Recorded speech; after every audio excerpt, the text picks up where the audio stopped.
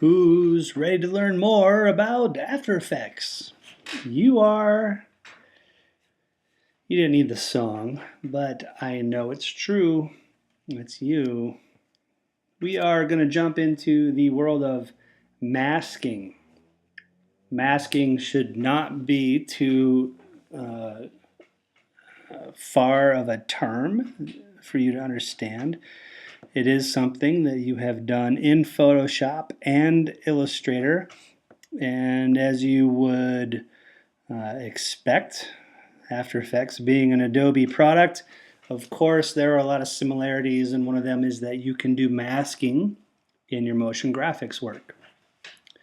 I've included a masking file that you should be able to open up and have a look at.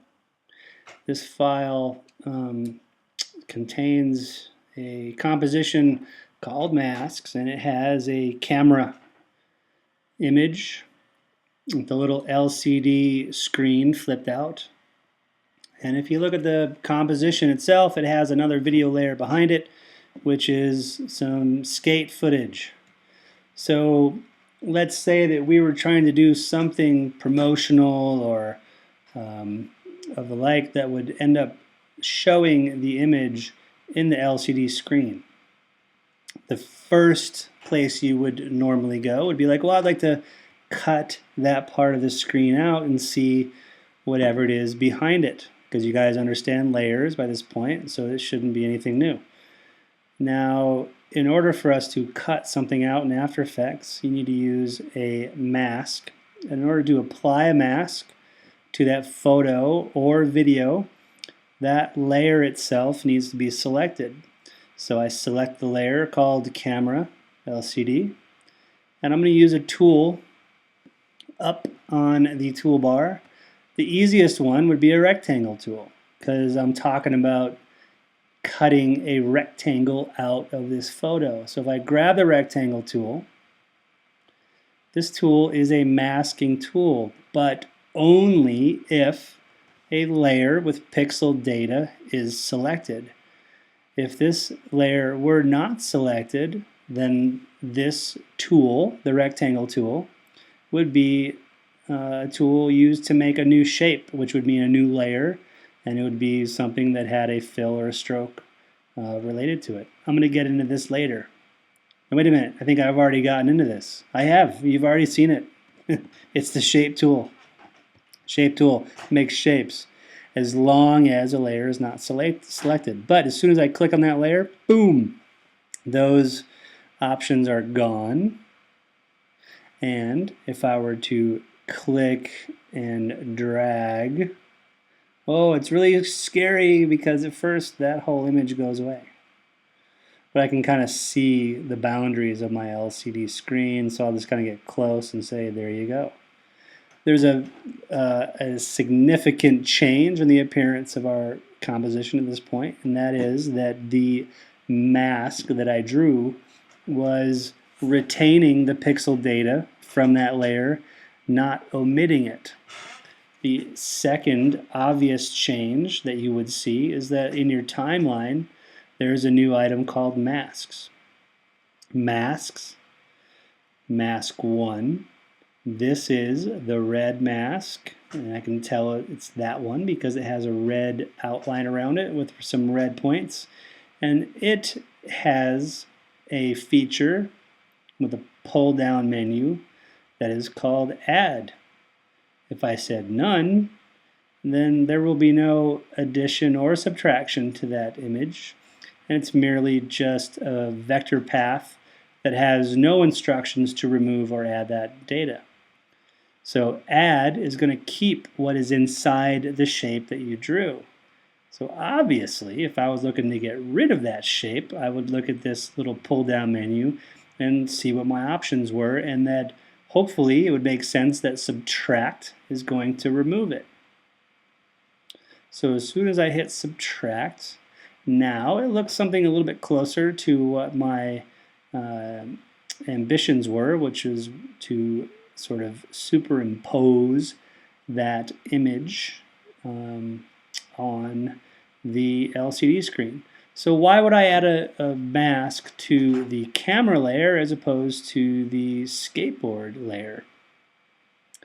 Well, for a couple of reasons. The first thing is maybe this is a static shot and I just want to focus on the skateboarding.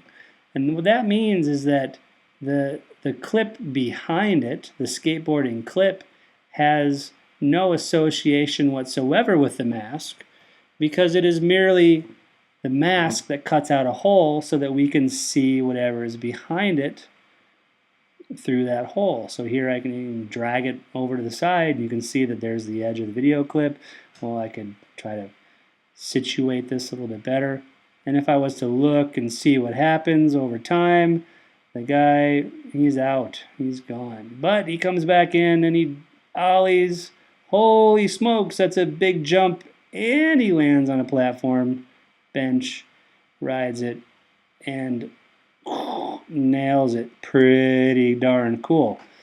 So yeah, we see the whole thing in the viewfinder. But what's great is that I could choose the bench ollie movie clip and access my scale by hitting S. Scale the thing down a little bit, maybe even move it over now. And the experience that we see in the viewfinder is a little better because we see the whole event and the incredible achievement that this guy pulls off.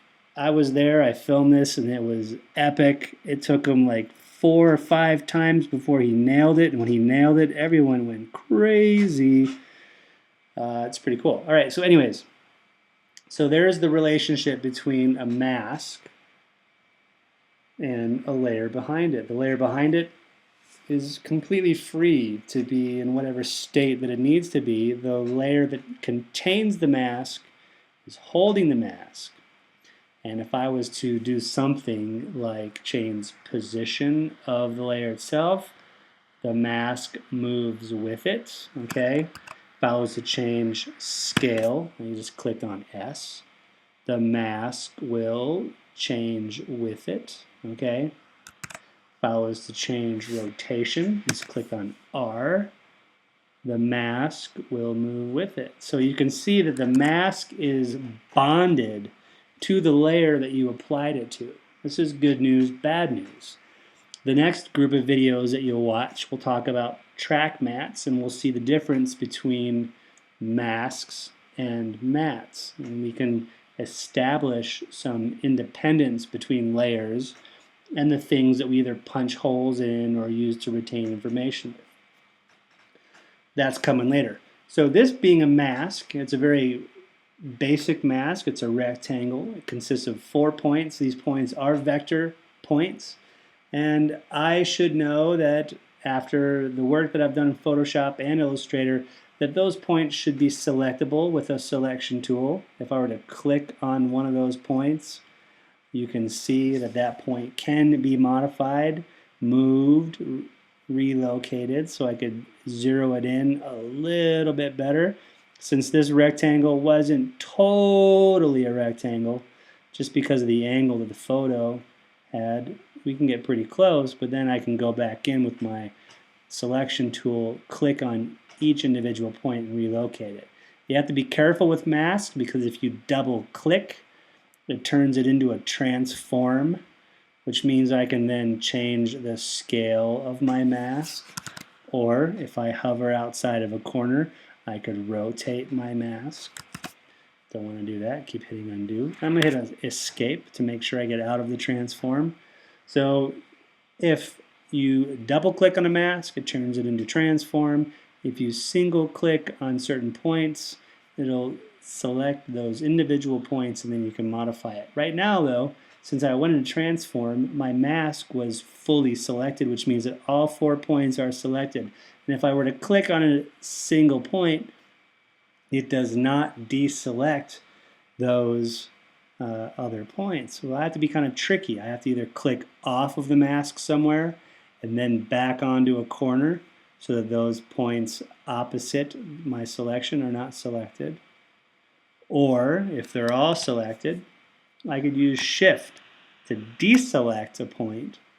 So now you can see that this little rectangle is hollow and these are solid, which means those 3 are selected, this one's not. As soon as I click on this one for a second time, it selects that point and the other 3 are deselected, which means I now have the flexibility to move that point. Just like any vector path, like you guys studied in Illustrator, means that it has attributes that you would normally expect for a vector path. And if I click on my pen tool and click and hold, we see that we have the convert vertex tool, which means I could turn these points into a rounded, I have to keep in my same direction, a more rounded setting. So this kind of ends up looking like a tube TV, CRT TV kind of setting, burp, burp, burp, burp, which doesn't actually work with the physical reality of this, but maybe it's something that we felt was important to imply in this shot. And if I go back and click on that point, it turns it back into a perfect square or a rectangle. So I could also use my pen tool to add points if I needed to. So I could go in and click on the add point, and then maybe use my convert vertex tool to create some rounded corners that aren't so, I need to go this direction, counterclockwise. Need to remember, counterclockwise. So now I've just gone in and I have added rounded corners, but I would need to move those rounded corners, adjust the points around it so that it wasn't so extreme. And that would be a little closer to reality as far as what this little LCD screen is going to produce. It had a rounded corner to it. So a mask, very similar to a shape layer, only the difference is that you are applying it to a pre-existing layer that has pixel information, photo or video, and you're not creating a whole new shape. So that's the difference between a shape layer and a mask at the very basic level. And there again, we see that the information is cut out from that, and we see whatever is behind it. If nothing's behind it, then there's nothing there. If I turn on my transparency grid, you'll see that it's transparent and that anything that lives behind that layer will be visible. Just ignore those corners. I'm not going to spend the time and go back and fix those. That would be wasteful. All right, so what about moving images, like video? So I'm going to just delete these layers out of this comp. And I'm going to bring in the video of the bench alley. So here's this guy, he comes, he rides, and boom, big ol' ollie. What if I just want him by himself? And I'm gonna start right around 3 seconds, maybe right before or right after he passes the girl with the hat. So what if I just want the skater in a movie clip? You would first assume that you would use a mask and that you could mask the skater and put him in any background that you desired. So if I were to grab a more complex tool like the pen tool, I could click and use it just like a vector pen tool. If I click and drag, I introduce curves. If I just click and move on, I get hard corners. But I'll just kind of circle around this guy. A little hard to tell exactly where some of his arms are and stuff. That's a handle. Don't want the handle. Don't want the handle. There we go.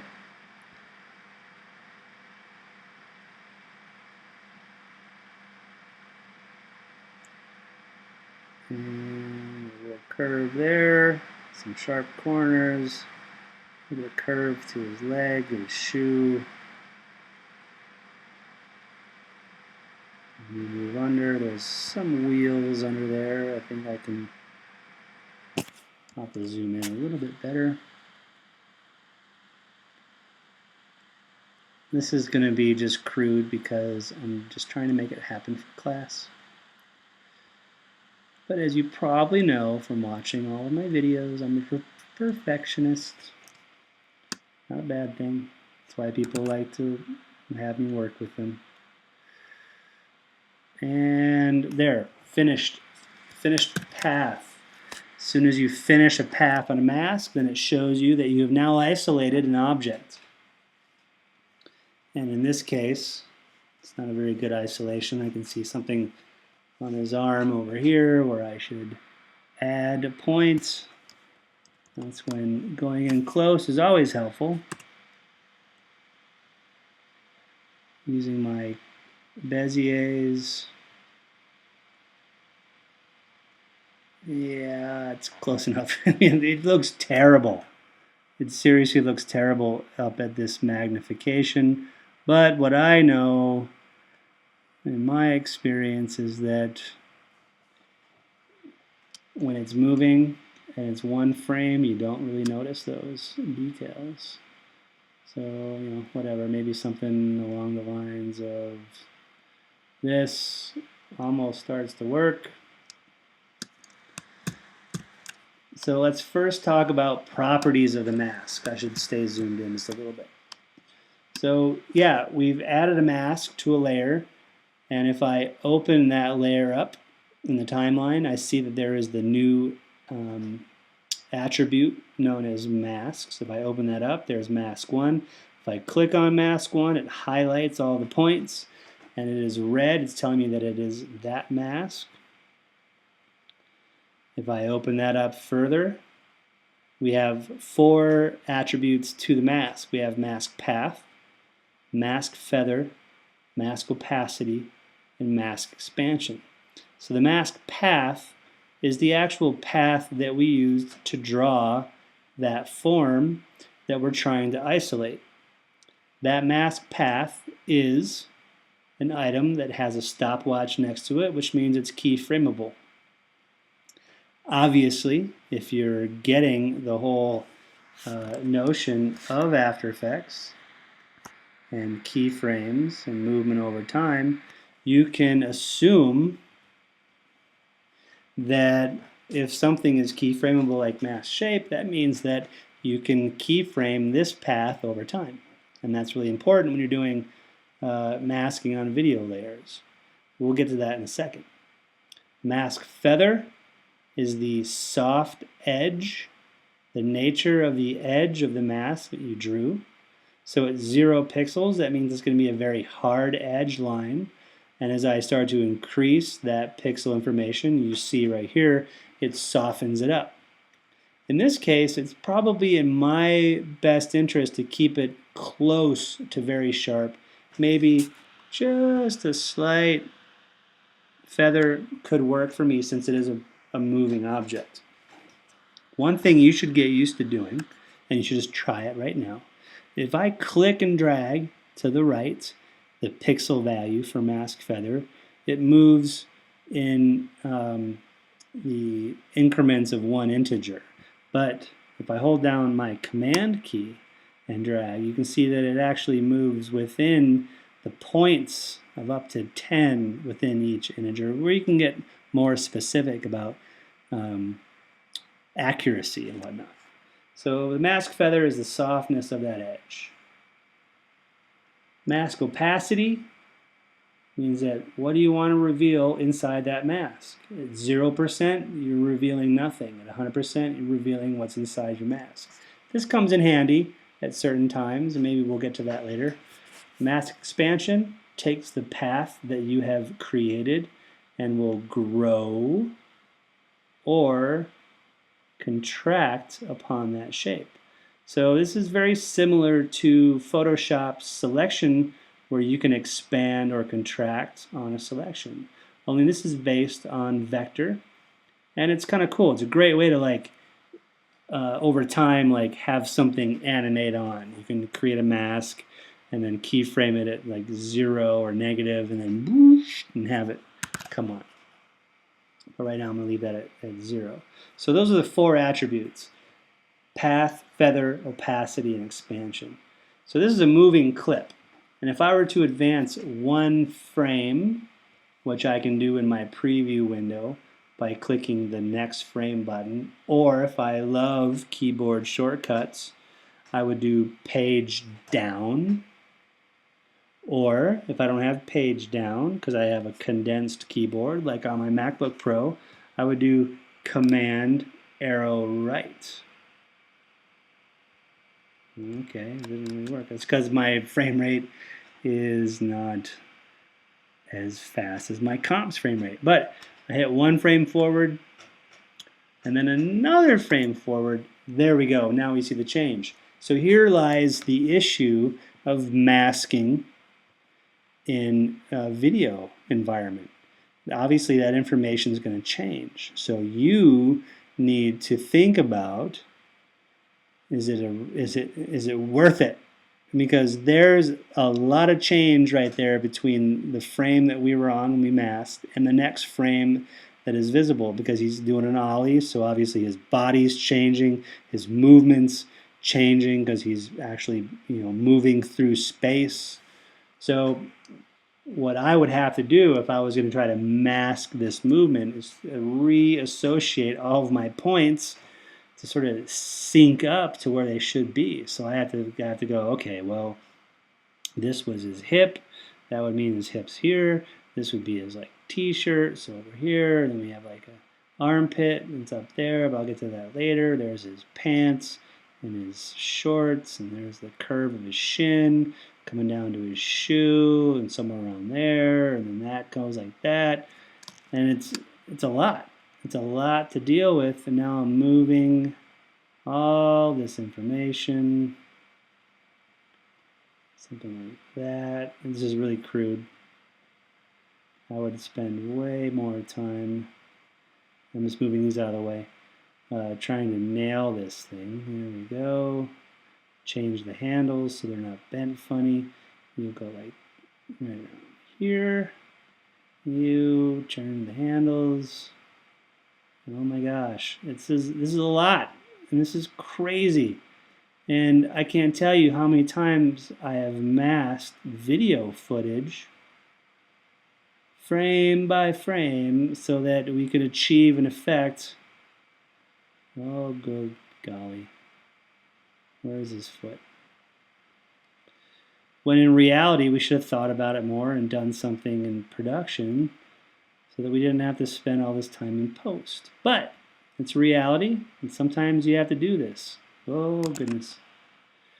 I'm just going to get a little ways into this before I give up. Oh, screw it. I'll just go the whole way. You. Oops, undo.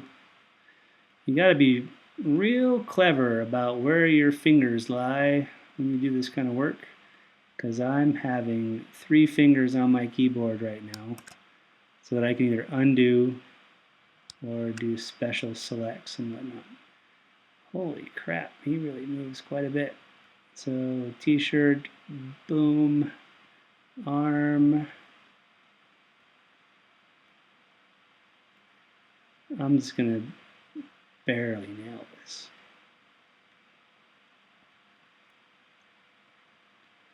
He has a head. Fortunately, he has an afro, so I don't have to worry about too much information on this guy. Whoop, there you go. No offense, man, but you got a pretty easy profile. I dig it in this environment. If I could grow my hair like that, I would.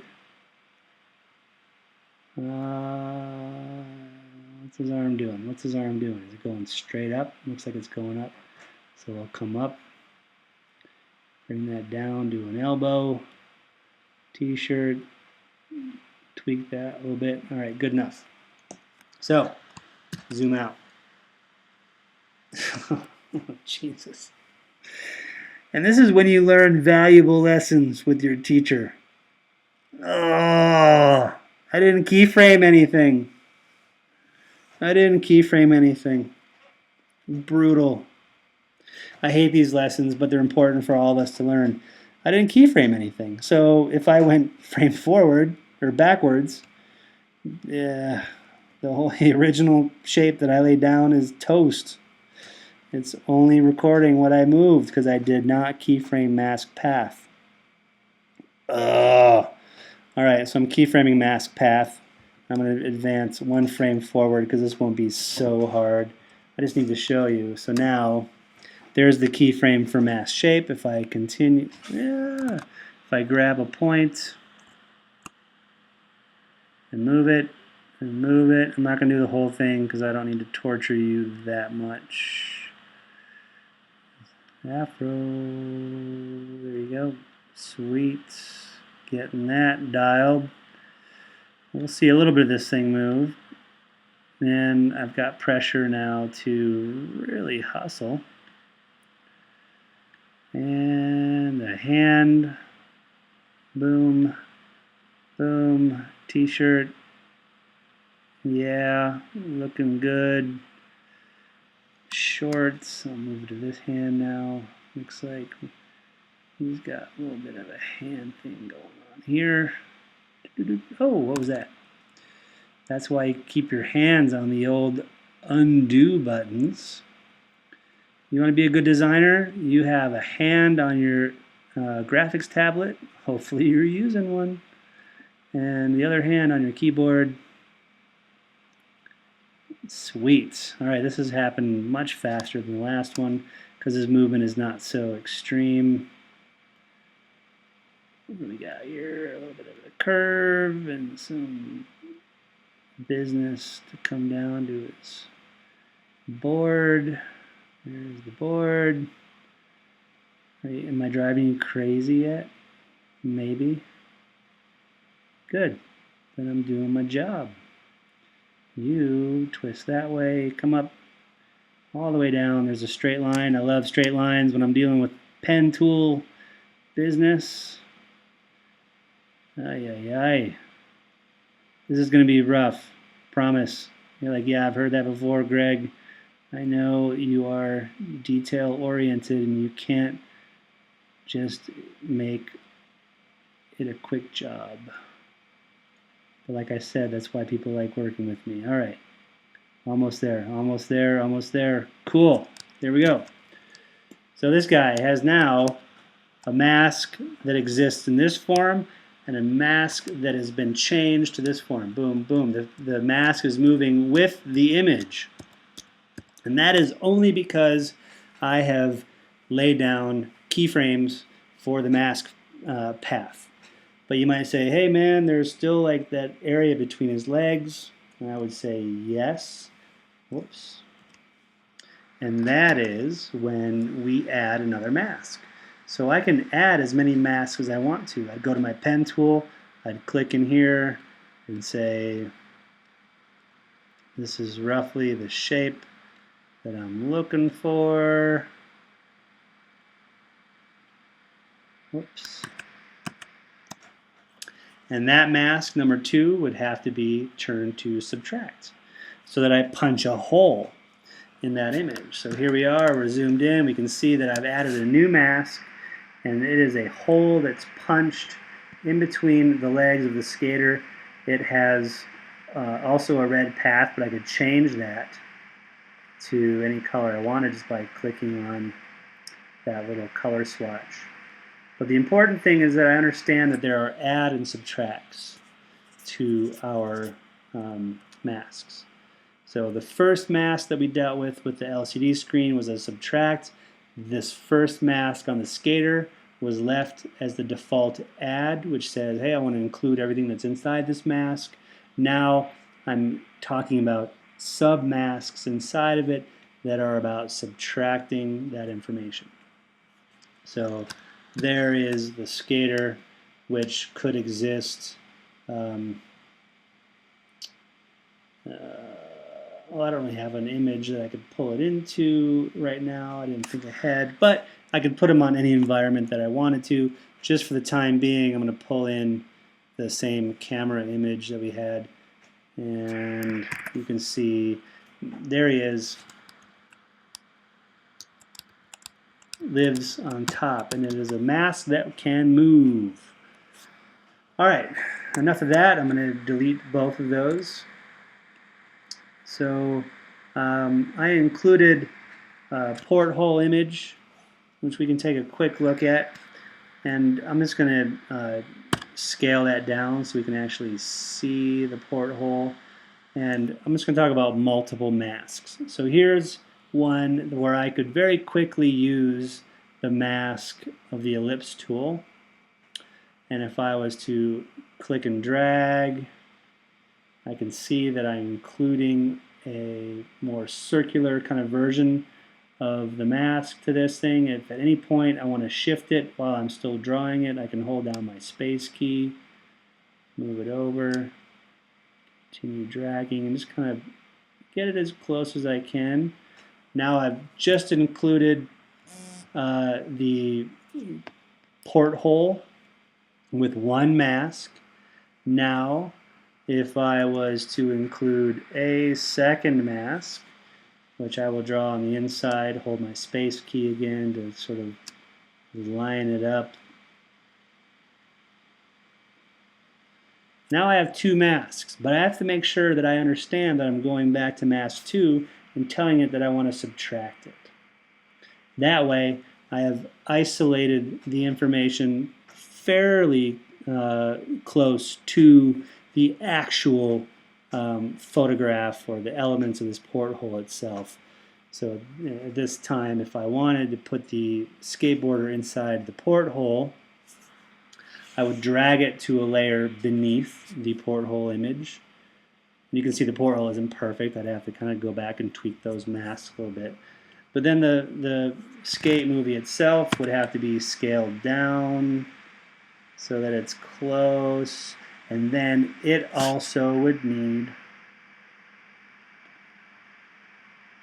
a mask so that it doesn't bleed out over the edge of the porthole. It doesn't have to be perfect. That's the cool thing, is that it's close, but it's big enough so that the inside hole of the porthole is not visible. And we get the whole skater movie inside that little guy. You know what would make this just totally awesome is if you had some wood planks behind it, so it looked like it was in a boat. I happen to have some in my folder of art, textures, wood. Do I want that one or that one? Let's go with this one. And I'll bring that in the background. And there we have it. There's like a wooden ship with a porthole, and inside the porthole we see the skater going.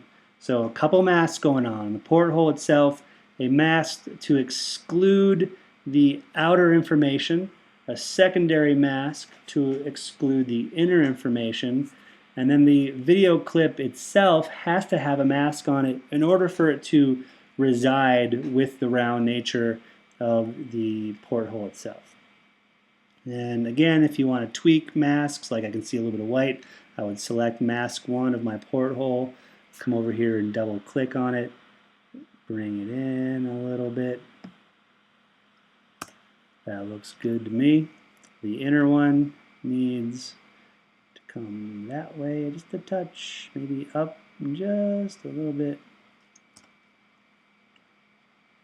And that looks pretty solid. Cool. Obviously, beyond this, things like color correction are big. We'll get into effects and whatnot later, but here you can get an idea of how you would affect layers themselves, whether they're video or still image, and how you can make them all work together. I included another, go away, one more image in this deal where we have these kids with weapons. Those are my children, and I don't condone the use of weapons with kids, but I don't know, I think archery and whatnot's kind of cool, and I got them this for their birthdays this year. One thing I want to address first is a really cool shortcut to fit something to your screen, and that is the keyboard shortcut Command-Option-F. And as soon as I do that, it fits any layer that you have selected to the dimensions of your screen. But check it out, it's a little squished. My kids are not that fat. Not that there's anything wrong with that. But it changed the nature of the aspect ratio of my photograph, squished it so it would fit. But it's one of those cool things that works, and we'll keep doing it throughout our exercises in this class, where you just quickly fit something to fit or to fill the dimensions of your comp, and that is Command-Option-F. So maybe I'll just take the bottom handles and stretch them up a little bit. If this is something that you want to experiment on, as far as doing multiple masks that has adds and subtracts, this is perfect. You should try to do a pen path along the perimeter of their bodies, and then the perimeter of the archery weapons, and then do subtract paths within, which would mean, well, I'll just do it real quick. Boom, boom, boom, boom, boom, boom, boom.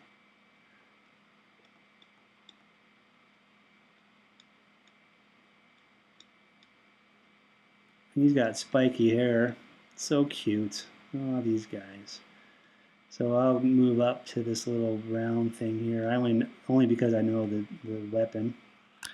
I'm so not a violent guy, but talking like I'm all about, yep, I get these guys, they're mossy oaks every year. Not the case. Doink, doink, doink. And there's the first mask. Now, look at all the holes that need to be punched into it. So I would go in with secondary masks. Whoops.